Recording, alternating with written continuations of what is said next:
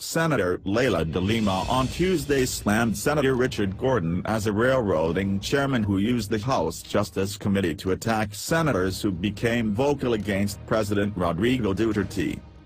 De Lima has filed a 151-page dissenting report, the Joint Committee Report number 18 of the Senate Committees on Justice and Human Rights and on Public Order and Dangerous Drugs, chaired by Gordon and Senator Panfilo Lacson, respectively.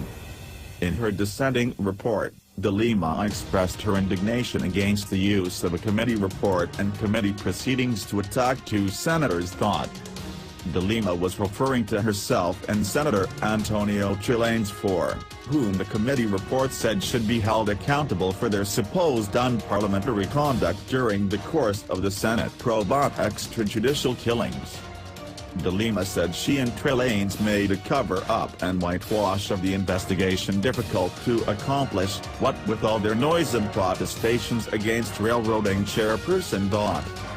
De Lima said they were singled out in the report for being the two most vocal anti-Duterte senators. She also took exception to the fact that the committee report presented her as a bitter politician ought to make it even against Duterte. Duterte had accused De Lima of being involved in the illegal drug trade. For a while, the Gordon report was not really about finding the source behind all this public bloodbath drowning the poor and shirtless in this country, but about libeling, attacking, and pillorying the two senators who dared come out with guns blazing against the president as the inducer of these killings, De Lima said. The committee report, already signed by 11 senators, said De Lima and Trillanes should be held accountable in order to preserve the integrity of the Senate thought. De Lima said she welcomes another opportunity for persecution by the president as men in the Senate thought. The president as man will find this woman standing her ground, fighting an old world of old men regurgitated from a not-so-distant past, struggling to clamber up the throat of history for one last gasp of tyranny over truth, De Lima said. De Lima is currently out of the country to receive an award in the United States, and attend a speaking engagement in Germany. Sa batas yan, yung Anti-Voyeurism Act, na may mga pinapakalat silang ganyan, mga pinapakita nila, labag po yan sa batas. So kaya lang, kanino ako dudulog para imbestigahan yan? Kanino ako dudulog para aksyonan yan? PNP ba? NBI ba? DOJ ba? Magkakakontsaba sila lahat dyan sa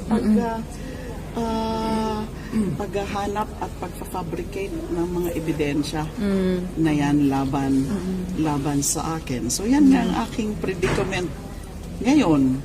Siyempre, kailangan ko rin ng hustisya. Justice dyan sa mga, justice against dyan sa mga kasinungalingan na yan, dyan sa mga sobrang panggigipit sa akin, acts of oppression, acts of persecution. I do need and I cry for justice. Isa nga sa mga unang ipa-file naman on the offensive side of things, kasi ang aking legal moves would be both defensive and offensive. Defensive, kapag may pina-file na kaso, kailangan kong harapin, kailangan kong sagutin. Offensive naman, para mabalikan ko naman yung mga may kagagawan nito. So, unang-una na ginagawa na nga, unang-una na ipa-file ko at ginagawa na nga ay yung petition for writ of amparo habeas data. Sa Supreme Court po yan ipa-file. I was hoping that could be filed within the week, pero hindi pa daw kaya, baka next week pa. Writ of amparo, writ of habeas data, and then cases also with the Ombudsman, violation of anti-graft, violation of code of conduct of officials, of public officials, prohibition, disbarment, civil action for damages, etc. So it would require massive legal work. Ang nakakaabala lang at ang nakaka-constrain lang is yung aking time. Hindi naman ako, alam namang pabayaan ko na itong trabaho ko dito sa Senado. Tsaka resources, wala naman po akong pera para sa legal defense. Mga ma'am, sino kakasuhan daw, ma'am? Aray. Yan. Even si Pangulong Duterte po. Wow! All the way. Kahit may immunity, ma'am? I'm going to file a test case. Test case. May mga pagkakataon po na hindi pwedeng i-invoke ang presidential immunity from suit. Ito po, itong test case na ito. Kasama yan sa Rito Amparo, habeas data. Meron pa po akong mga iba. Pero I would not muna to be laying all my cards on the table. Okay. Kasi baka mapaghandaan po ako ng mga yan, lalo ng napaka-lopsided po ng laban. Ako lang po nandito, and then sila yung mga kalaban. So meron po kami mga iniisip. And in those cases na i-implead ko mismo ang Pangulo, we will be testing the doctrine of presidential immunity from suit. Dito kasi sa lawak, saka sa sobrang sama ng ginagawa nila sa akin o ginawa nila sa akin, ito ang pagkakataon na matest natin ang doctrine of presidential immunity from suit. I don't think na yung mga nakaisip ng doktrina na yan ng immunity from suit, I could have ever comprehended a situation like this where there is blatant abuse of power.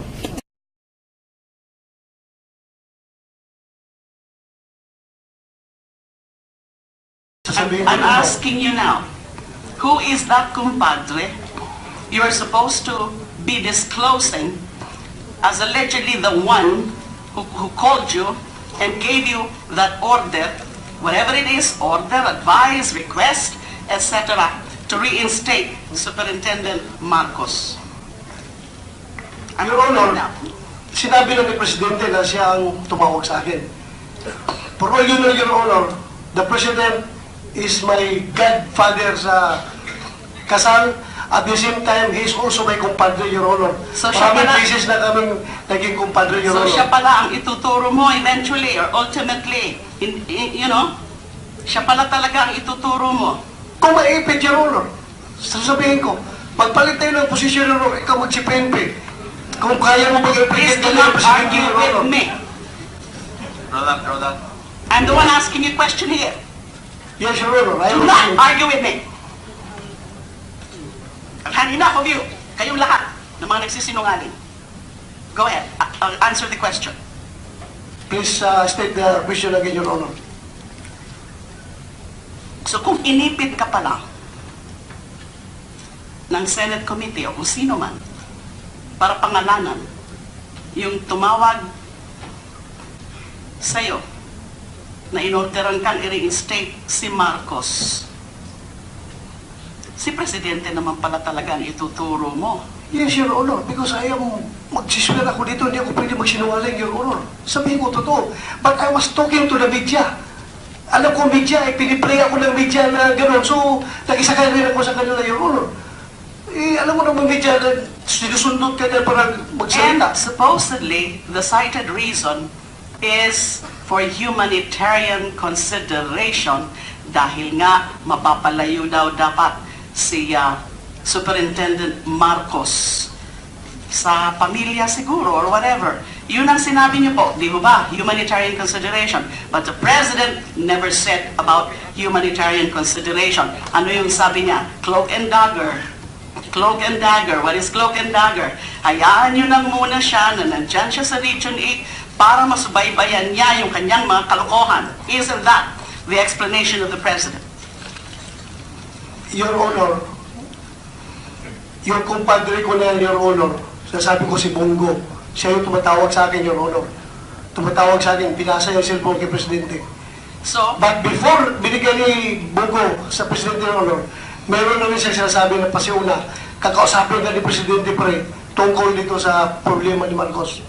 So yun na yung napag-usapan namin, Your Honor. So kung inaamin mo na kumpadre mo rin po si Bongo, so ibig sabihin yan, kasi sinasabi, kino-confirm mo yung reason, which is humanitarian consideration as against the President's reason, which is, sabaybayan muna natin yan.